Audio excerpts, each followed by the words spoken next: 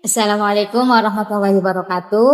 Perkenalkan, nama saya Haniatus Nadia dari Prodi Pendidikan Agama Islam semester 3 di Universitas Islam Bunga Bangsa Cirebon.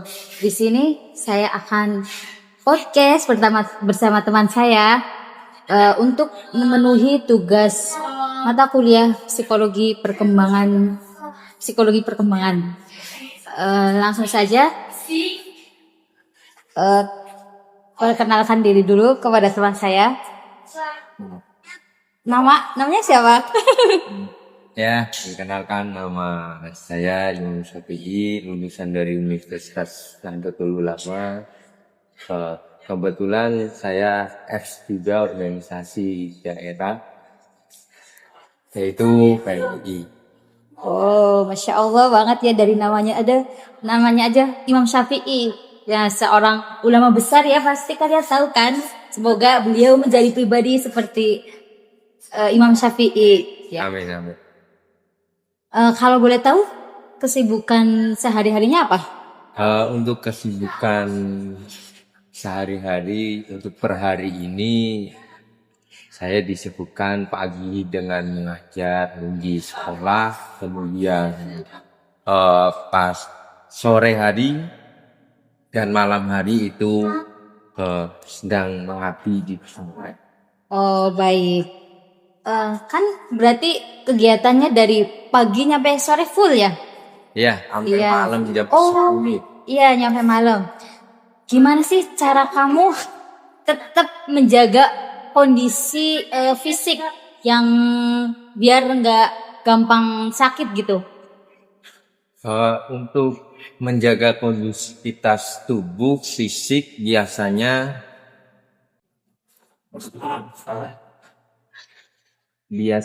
saya melakukan beberapa hal seperti meminum vitamin, kemudian tiap pagi ada rutinitas jalan 1,5 sekitar 500 meteran lah untuk menjaga stabilitasan tubuh. Oh, baik-baik. Jadi di sini podcast kali ini kita akan membahas tentang psikolog perkembangan ya. Di mana psikolog perkembangan itu merupakan salah satu cabang ilmu psikologi yang tentang perubahan atau perkembangan manusia sepanjang jalan rentangnya gitu ya, mulai dari bayi, anak-anak, remaja, dewasa, sampai lansia. Kali ini kita akan ngobrol dengan fase di mana yang dekat dengan kehidupan sehari-hari kita, yaitu fase dewasa. Menurut saya fase dewasa itu yang di mana fase itu penuh dengan warna-warni ya, gitu, kayak misalkan penuh dengan fase di mana kayak transisi cerita awal gitu ya. Oke, baik. Menurut kamu perubahan fisik apa yang paling kerasa sejak masuk umur 20 ke atas ini, daripada pas remaja gitu? Ya, tentunya banyak perubahan-perubahan dari segi fisik maupun segi pemikiran. Karena di fase waktu saya remaja itu dengan mengenyam pendidikan pesantren, di mana fase itu kita dapat ketika saya masih remaja itu tentang bagaimana mengkontrol diri dan bagaimana di fase remaja itu mengenalkan bahwasanya beginilah kehidupan untuk aku berjalan kemana, seperti halnya memahami konklusi dari kehidupan manusia dengan manusia lainnya. Baik. Kalau boleh tahu, pernah mengalami stres nggak? Stres apa gitu? Stres itu tentunya pasti setiap manusia memiliki rasa stres ya, Mbak. Iya sih, pasti. Biasanya kalau kamu lagi stres nih, badan kamu tuh maksudnya kasih sinyal apa gitu? Apakah misalkan pas lagi stres badannya jadi sakit, ototnya jadi kaku apa gimana gitu, ada nggak? Untuk sinyal-sinyal yang dianulir oleh pemikiran yang kurang sehat yaitu stres ya Mbak, itu kadang badan itu memberi sinyal eh, sedikit rasa pusing. Oh iya iya. Tapi dalam hal tersebut biasanya saya em, mengasihkan solusi terhadap diri sendiri itu dengan berpikir bagaimana ketika sesuatu yang dipikirkan itu rumit yang membuat pikiran itu stres, maka tenangkan dulu hati dan pikirannya supaya kita menemukan solusi agar stres itu tidak berkepanjangan. Iya. Karena khawatir stres berkepanjangan itu menjadi beban pikiran dan tubuh menjadi sakit. Kalau sakit kan tidak bisa beraktivitas. Iya, tentang aktivitas ya. Kamu lebih sering minum vitamin atau kopi biar kamu tuh kuat beraktivitas sehari-hari? Eh, Kalau pertanyaan lebih banyakkan mana atau lebih sering mana, mungkin jawaban secara jujurnya itu kopi. Oh iya. Tapi rutinitas yang saya lakukan setiap pagi itu pastinya meminum kopi untuk menjaga kestabilan pikiran, karena di dalam kopi itu mengandung kafein, di mana kafein ini merilekskan tubuh. Jadi untuk malamnya itu biasanya sebelum tidur minum vitamin agar balance, karena kalau kita kopi mulu kan bisa jadi penyakit juga. Iya, baik juga ya. Terus menurut kamu ya, tidur cukup itu gampang atau susah sih di umur dewasa seperti sekarang ini? Gampang atau susahnya itu tergantung pada kita memanagenya. Jadi untuk di fase ini mungkin untuk tidur kondusif yang pada umumnya manusia jam 9 kemudian bangun jam 4 itu umumnya. Tapi di diri saya sendiri itu sudah aku treatment itu jam 12 hingga tidur dengan beberapa kegiatan, kemudian jam 4 kita bangun.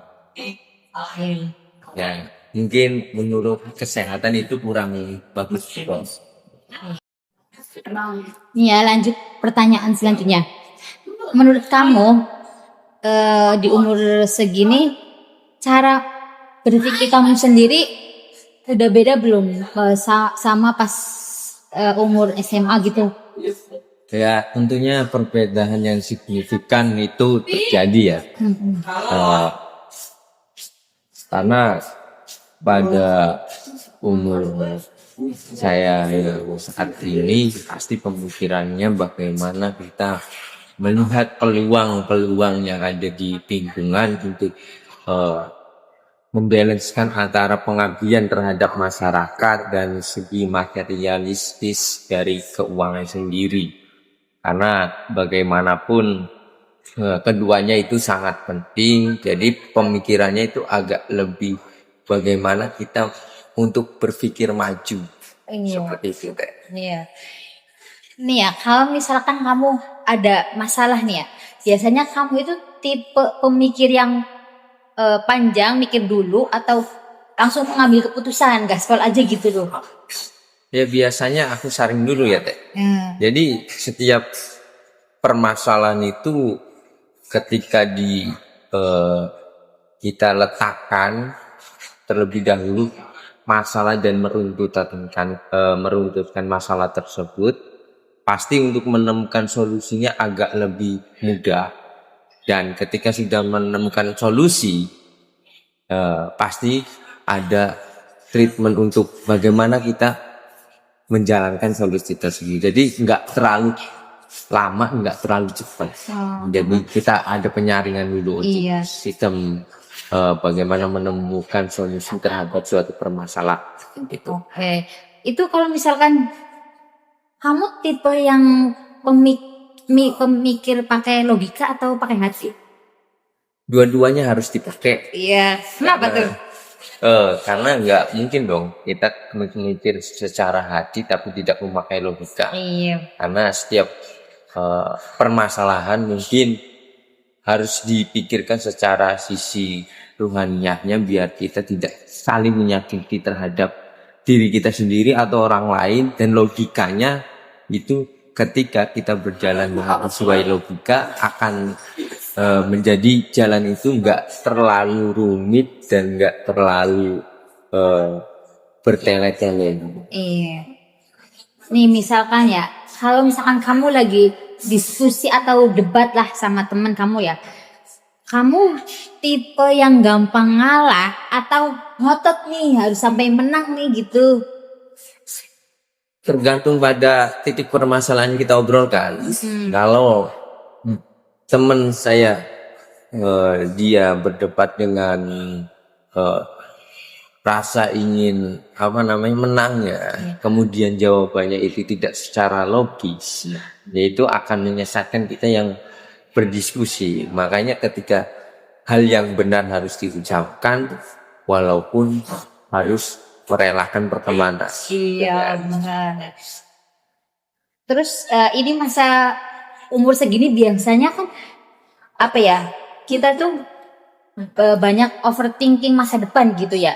Di sisi lain umur kita segini tuh semangat mengejar mimpi kita, tapi di sisi lain juga overthinking masa depan. Tapi tenang aja teman-teman, normal kok kita di umur segini kita banyak overthinking gitu ya. Ini masa kamu pernah overthinking nggak? Overthinking tentunya manusiawi ya kan? Manusiawi itu pasti mengalaminya, tapi dalam memandang suatu masa depan, menurut saya ketika kita sudah berpikir akal sehat, kita manusia yang diciptakan oleh Tuhan, ya kan? Kemudian Tuhan juga mengatur alur, tinggal kita alurnya ditemukan oleh cara kita sendiri melalui pikiran dan akal. Nah dari situ mungkin overthinking tersebut akan hilang. Karena pada porsinya terkadang manusia terjebak pada pikiran overthinking, sehingga yang terjadi bukan berpikir lebih jernih dan melakukan hal yang positif, malah dia akan mengurung diri, bahkan bisa bunuh diri gara-gara overthinking yang terlalu. Gitu. Iya, ya. Pertanyaan sesi selanjutnya ya, menurut kamu ya, gimana cara menyeimbangkan antara urusan dunia dan urusan akhirat? Pertanyaan ini berat sekali ya. Menyeimbangkan antara dunia dan akhirat. Iya, ya maksudnya urusan dunia tuh kayak karir, kuliah apa gimana gitu. Mau untuk menyeimbangkan soal urusan dunia itu kan, karena pada dasarnya yang kita kejar itu adalah akhirat. Itu pada dasar. Namun untuk hal atau per detik ini kita kan hidup di dunia. Iya. Nah makanya untuk membalanskan antara dunia dan akhirat, kita memiliki porsi tertentu. Ketika kita di dunia untuk mengejar akhirat, berarti kan ketika bekerja kita harus berpikir secara positif, jujur, karena itu yang diajarkan oleh Nabi kita kan. Nah, agar hal keduanya itu seimbang, maka jalannya itu ya kita pagi sampai siang bekerja, atau sampai sore lah kita bekerja. Itu sesuai dengan porsinya. Itu karena bagaimanapun di dunia itu rata-rata orang memandangnya itu persoalan uang. Nah, karena bagaimanapun kita kalau nggak punya uang mumet juga kan, pusing juga. Itu makanya kan hal tersebut supaya seimbang, tidak memiliki rasa tomat terhadap manusia lainnya, dan tidak mungkin ketika dunianya tidak diimbangkan, dia akan merasakan stres. Iya. Bahkan akan merasakan bahwasanya Tuhan tidak hadir. Makanya kan kita harus balance gitu. Iya. Oke. Nya, gimana perasaan kamu misalkan kita ini kan sholat 5 waktu ya? Apalagi kamu sebagai laki-laki pasti kan nggak ada istirahatnya kan, maksudnya beda dengan perempuan kan, gitu. Kalau misalkan kamu tinggalan sholat atau lupa, perasaan kamu biasanya apa? Kalau meninggalkan paling ya susah ya kalau meninggalkan. Iya. Paling kalau telat-telat atau ketiduran atau apa, paling perasaannya itu agak risih. Karena kan bagi saya sholat itu bukan penting, tapi sholat itu adalah suatu hal yang penting. Jadi Iya. kita diciptakan untuk menghadap Allah, karena Allah yang menciptakan kita. Karena kita yang butuh untuk memberi nafas siapa kan gitu. Kalau soal sholat itu yang penting sholat kan beda. Iya. Gitu. Tidak ada rasa paling meninggalkannya selalu aja lah. Toh enggak setiap hari, paling kan berpikiran cukup. Tapi kalau diri saya ketika ketinggalan sholat atau tertinggal, itu agak pikirannya agak resah. Iya, baik. Nih ya, kalau kamu disuruh milih, kamu pengen jadi orang yang ilmunya luas atau yang amalnya banyak? Saya pilih ilmunya luas. Kenapa? Karena berawal dari ilmu yang luas akan mendapatkan amal yang banyak. Seperti itu. Iya. Jadi ketika ilmu kita sedikit, amal kita banyak pun ya sama saja. Tapi kan lebih derajatnya itu lebih tinggi, karena ilmu adalah hal yang penting untuk mempelajari konkretnya berkehidupan di dunia tadi. Karena ada pertanyaan akhirat dan dunia untuk balance, ya maka ilmulah yang membalancekan antara dunia dan akhirat. Iya, oke. Iya, pertanyaan terakhir, lebih gampang ikhlas pas kehilangan uang atau benda apapun, atau kehilangan teman dekat? Ya lebih baik kehilangan barang ketimbang kehilangan teman, gitu kan. Karena pada dasarnya ketika kehilangan barang sudah ngapain, kan? Tapi kalau kehilangan teman, kita itu sosialisme. Kadang teman meninggal kan ada rasa sangat kehilangan itu kan. Lebih baik kehilangan barang daripada kehilangan teman. Oke, baik. Jadi mungkin ini yang bisa kami obrolkan. Semoga di obrolan kali ini ada ilmu yang bisa diambil ya, bermanfaat untuk kalian semua. Dan terima kasih atas waktunya. Kurang lebih mohon maaf. Wassalamualaikum warahmatullahi wabarakatuh.